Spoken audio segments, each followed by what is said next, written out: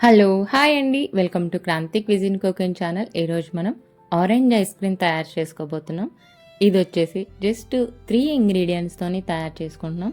అలాగే ఎక్కడ ఏ food colours కూడా వాడకుండా న్యాచురల్‌గా తయారు చేసుకుంటున్నామనమాట. ఇది టేస్ట్ అయితే డిఫరెంట్‌గా చాలా బావుంది. ఇది మనం కొనాలనుకున్నా కూడా బయట ఏ షాప్‌లో కూడా దొరకదనమాట. ఈజీగా తయారు చేసుకోవచ్చు. స్టవ్ కూడా ఆన్ చేయాల్సిన పని లేదు. ఇప్పుడు తయారీ విధానం: ఒక బౌల్ తీసుకొని దాంట్లో 1/4 కప్పు పంచదార పౌడర్ తీసుకోండి. అలాగే ఆరెంజ్ని నీట్గా కడిగేసుకొని ఇలా పైన ఉన్న తొక్క తురిమేసుకొని పంచదారతో కలిసేలాగా ఇలా చూపించినట్టుగా మెదుపుకోండి.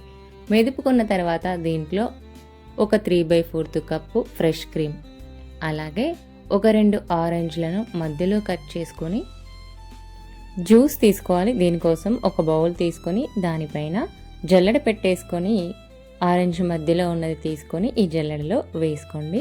అలాగే తొక్క కూడా పాడవకుండా పక్కన పెట్టుకోండి.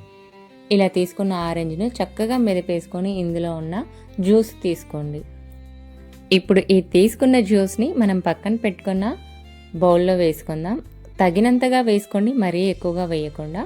ఇప్పుడు చక్కగా మిక్స్ చేసుకోవాలన్నమాట. మనం కింద ఉన్న అడుగు భాగాన పంచదార పొడి కూడా చక్కగా మెల్ట్ అయ్యేలాగా కలుపుకున్న తర్వాత కొంచెం ఆరెంజ్ తీసుకొని ఇలా చిన్న చిన్న స్లైసెస్ లాగా కట్ చేసుకోండి. పక్కన పెట్టుకున్న ఐస్ క్రీమ్ గిన్నెలో వేసేసుకోండి. దీంట్లో ఇది వేసుకోవడం వల్ల మధ్య మధ్యలో ఈ ఆరెంజ్ పలుకులు తగులుతూ ఉంటాయన్నమాట. భలే ఉంటుంది టేస్ట్. మనం ముందుగా కట్ చేసి పెట్టుకున్న ఆరెంజ్ ముక్కల్ని 1-2 సార్లు వాష్ చేసి దీంట్లో మన ఆరెంజ్ బ్యాటర్ని వేసుకోండి. ఫ్లేవర్ అనేది బాగుంటుంది. మనం ముందుగా ఆరెంజ్ తొక్కని తురిమి వేసుకున్నాం కదా ఐస్ క్రీమ్లో, దానివల్ల ఈ ఐస్ క్రీమ్ ఫ్లేవర్ అనేది చాలా సూపర్గా ఉంటుందన్నమాట.